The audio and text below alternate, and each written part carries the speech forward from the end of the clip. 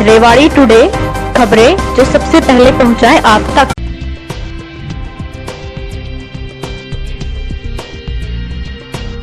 नमस्कार, मैं पल्लवी शर्मा आप सबका रेवाड़ी टुडे में स्वागत करती हूं। 24 मार्च से लगे लॉकडाउन के बाद उद्योग लगभग बंद हो गए थे। अब सेकेंड अनलॉकडाउन चल रहा है। उद्योग वापस पटरी पर आने लगे हैं। जो प्रवासी कर्मचारी यहां से चले गए थे वो HSIIDC और रेवाड़ी उपायुक्त के सहयोग से वापस पटरी पर आने लगे हैं। आज पटरी पर लौटते उद्योग के बारे में जानकारी लेने और सरकार से मिल रहे सहयोग को जानने के लिए हमने chamber of commerce and industries के प्रधान श्री SN शर्मा से बात की, जो मुंजाल ऑटो के HR हेड भी हैं। श्री SN शर्मा से बात कर रहे हैं हमारे SSP टाइम्स के संपादक पवन कुमार। आइए देखते हैं क्या कहते हैं श्री SN शर्मा जी। शर्मा जी, हमारे प्रोग्राम में आने का स्वागत है। आप जैसा कि चैम्बर ऑफ कॉमर्स और इंडस्ट्रीज के प्रेसिडेंट हैं और कोरोना के प्रकोप के कारण जो लॉकडाउन हुआ था, उस लॉकडाउन के बाद आज जो इंडस्ट्रीज की जो सिचुएशन है उस बारे में आप क्या कहना चाहेंगे कि इंडस्ट्रीज को अब उठने के लिए किन किन समस्याओं का सामना करना पड़ेगा और कितना समय लगेगा कि जो हम अब जैसे पुरानी पोजीशन में थे उस तक पहुंचने के लिए? Thanks for this programs. और मैं आपको इंडस्ट्रीज के बारे में बताऊं। जो इंडस्ट्रीज हमारे यहाँ बावल, रेवाड़ी और धारवाड़ा के बारे में बताता हूँ। मैक्सिमम इंडस्ट्रीज हैं वो ऑटोमोबाइल की हैं। 80 और 85% इंडस्ट्रीज ऑटोमोबाइल से कनेक्टिविटी है। और इसमें मेन जो है जिनको इंडस्ट्री सप्लाई करती है या जिनके लिए काम करती है, मारुति, हीरो, होंडा, सुजुकी है। तो मारुति का भी उत्पादन है वो अभी पूरी तरह से नहीं हुआ है। हीरो का उत्पादन आई थिंक पूरा ही चल रहा है। मतलब मैं आपको अगर जून महीने के बताऊं, जून महीने में काफी अच्छा उत्पादन हुआ है। और अभी इंडस्ट्रीज का ओवरऑल जो है वो पहले की बजाय 70% तक तो आई थिंक इंडस्ट्री पहुंच गई है। आप कह रहे हैं कि 70% जितनी पहले ग्रोथ थी, जितनी पहले उसकी टर्नओवर थी, जितनी पहले प्रोडक्शन होती थी, अब इंडस्ट्रीज ने 70% कवर कर लिया। लेकिन ये कैसे संभव हुआ जबकि यहाँ से लगभग ये लगाओ कि 40% जो लेबर थी, जो टेक्निकल कर्मचारी थे वो बिहार, यूपी से थे, वो लॉकडाउन के दौरान या लॉकडाउन से पहले चले गए थे। तो उस परिस्थिति में मैन पावर की शॉर्टेज नहीं है? ऐसा है सर, हमने भी बाहर से जो हमारे यहाँ से वर्कर गए थे बावल से, इंडस्ट्री वालों ने अपने अरेंजमेंट से लोगों को बुलाया भी है, उनको एडवांस भी दिया है। और इंडस्ट्री वर्कमैन को बड़ा एक डर था यहाँ अब हमारा क्या होगा। लोगों ने उनको एडवांस पैसा डाल के उनका कॉन्फिडेंस बिल्डअप किया है और अब बाहर से लोग आ रहे हैं। अपने अरेंजमेंट से लोगों ने आपके लखनऊ, कानपुर, अलीगढ़, मथुरा, हाथरस, नियर अबाउट के जो इंडस्ट्रीज थी उनको ठेकेदारों ने और कंपनी वालों ने अपने खर्चे पर लेके आए हैं और इंडस्ट्रीज में अभी काम हो रहा है। यानी आपको ऐसा लगता है कि जो ऑटो इंडस्ट्रीज है वो दोबारा से एकदम राइज कर सकती है? यस। ये आप सितंबर तक का थोड़ा सा है, अब सितंबर के बाद इंडस्ट्रीज पूरी। लेकिन जो बावल क्षेत्र में जो पुरानी इंडस्ट्री थी, जैसा मैं नाम लूंगा कि असाई इंडिया, जो काफी अच्छे से बड़ी अच्छी स्मूथली चली आ रही थी, लेकिन अभी फिलहाल उन्होंने अपने 600 के करीब कर्मचारियों को कंपनी से निकाला है। तो इसका कारण आप क्या मानते हैं? सर आपको मैं बताऊं, उन्होंने वो अपने कर्मचारी नहीं निकाले।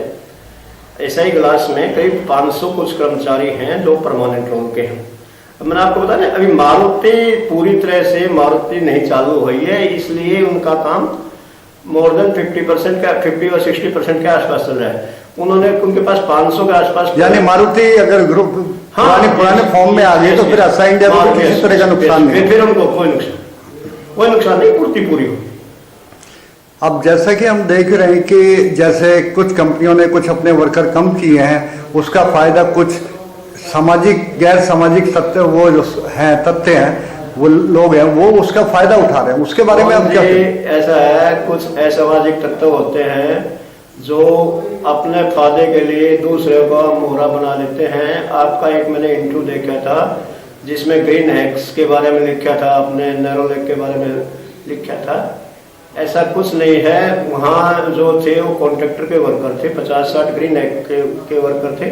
उनकी कुछ प्रॉब्लम थी, वो मैनेजमेंट ने उनके साथ बैठ के न और उनकी प्रॉब्लम्स को सोल्व किया है और वहाँ काम स्मूथली चल रहा है। ऐसा कुछ नहीं जो आपने कहा कि उन्होंने इतने आदमी परमानेंट हो गए, इतने कंपनी ने कोई भी आदमी परमानेंट नहीं किया है और यही एज इट इज।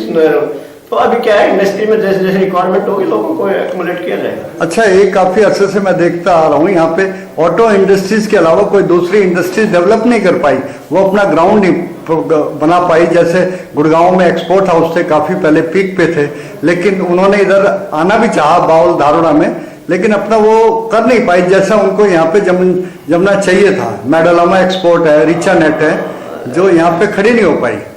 सर उसके एक्चुअली क्या है, किसी भी इंडस्ट्री को चलने के लिए उसके साथ छोटी छोटी इंडस्ट्रीज होना और वहाँ का इन्वायरमेंट होना बहुत जरूरी है।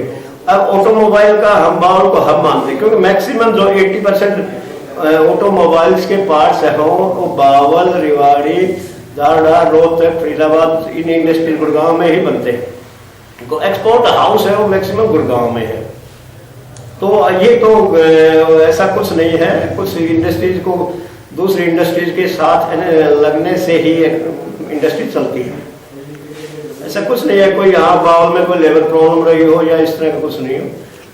तो अभी ऐसे जैसे कि एकदम सडनली लॉकडाउन हुआ, लॉकडाउन से पहले एक दिन का जनता कर्फ्यू हुआ, फिर एकदम लॉकडाउन लगने के बाद इंडस्ट्रीज की जो पोजीशन थी, कहीं पे पेमेंट ब्लॉक थी, कहीं पे ऑर्डर दे रखे थे, कहीं पे मशीनें नहीं पहुंची, वो सिचुएशन ऐसी बन गई थी कि कंपनी किसी तरह का कोई फैसला लेने में असमर्थ थी। आप बिल्कुल ठीक करें पहुंचे। अब उससे कैसे मतलब छुटकारा पाए? मैं आपको एक्सप्लेन करता हूं। जैसे लॉकडाउन 21 तारीख जैसे मार्च में हो गया, तो सबसे पहले तो हमने इंडस्ट्रीज वालों के साथ लग के, प्रशासन के साथ लग के उनके पेमेंट करवाई, वर्क एम्प्लॉयज की पेमेंट करवाई। फिर क्या था, अक्सर जैसे इंडस्ट्रीज की पेमेंट्स जो बाहर से आनी थी वो पेमेंट एकदम ब्लॉक हो गई। जो मार्च महीने की तो ऑलमोस्ट इंडस्ट्री में पेमेंट वर्कर की गई। अप्रैल महीने में कुछ पैसा नहीं मिल पाया, तो कुछ परसेंटेज लोगों ने कम दे के और अपने एम्प्लॉय का पूरा वो रखा है। हो सकता है 2-4% लोगों को नहीं भी दे पाए होंगे। अब मई से इंडस्ट्रीज शुरू हुई हैं, अब धीरे धीरे ऑलमोस्ट इंडस्ट्री मेरे हिसाब से ओपन हो गई है। अब जैसे कि 3 महीने के करीब, 2.5-3 महीने के करीब कंपनियां बिल्कुल बंद रही। अब जैसे किसी कंपनीज के ऊपर लोन था, किसी के ऊपर कोई लीज पे ले रखी थी, तो उनको क्या कुछ उसमें रियायत मिली? सर बर्डन तो इंडस्ट्रीज पर आया है, परंतु सरकार ने भी इसमें काफी एमएसएमई के तहत इंडस्ट्रीज वालों को यहाँ तक कहा है 20-20 हजार रुपए की सैलरी तक के एम्प्लॉयज को 6 मंथ की सैलरी बांटने के लिए पैसा देंगे, जो कि अगर इसका लोन का जो लोन देंगे उसका इंटरेस्ट का पैसा सरकार बियर करेगी। प्रशासन कर रहा है, ऐसी बात नहीं, प्रशासन पूरी तरह से हमारे यहाँ का मतलब लोकल प्रशासन, रेवाड़ी प्रशासन स्टेशन पूरी तरह इंडस्ट्री वालों के साथ में भी खड़ा मिला है और सर कोरोना में भी बड़ा बढ़ चढ़ के भाग लिया है। मैं आपको बताऊं, मैं पूरे 50 दिन के स्पीच में डे टू डे डीसी साहब के साथ, SDM Ravindra Rewari, SDM Bawal, labour officers, LC हवासिंग्स, आपके एरिया के नायब तहसीलदार रवि वगैरह, इन लोगों के साथ हमने बहुत काम किया सर। मोर देन 600 वर्कर को हमने स्कूल में रोक रखा था। तो आपको ऐसा लग रहा है कि अभी के 3 महीने 4 महीने या दिसंबर तक हम अपनी पुरानी रिकवरी कर लेंगे? सर सितंबर तक हम स्पीड पकड़ जाएंगे धीरे धीरे। सितंबर एंड तक आप नाम जो नेक्स्ट क्वार्टर अक्टूबर वाला होगा उसमें। अब मैं आपसे एक सवाल पूछना चाह रहा हूं, जैसा कि भारत और चीन में तनाव चल रहा है, जबकि चीन का तनाव है पूरे विश्व के साथ चल रहा है। ऐसी परिस्थिति में जहां पहले माना जा रहा था कि 1000 के करीब कंपनियां चाइना से पलायन करके रेवाड़ी में अपना सेटअप करेंगी, आज उनकी संख्या 5000 तक मानी जा रही है कि 5000 कंपनियां चाइना छोड़ के भारत में अपना उद्योग स्थापित करेंगी। ऐसी परिस्थिति में हमारे नॉर्थ इंडिया में जो हमारी ये बेल्ट है, दिल्ली से जयपुर और दिल्ली से पंजाब की तरफ, इसमें कितना उद्योग लगने की संभावना है? सर इसमें हमारे SSIDC के कोऑर्डिनेटर हैं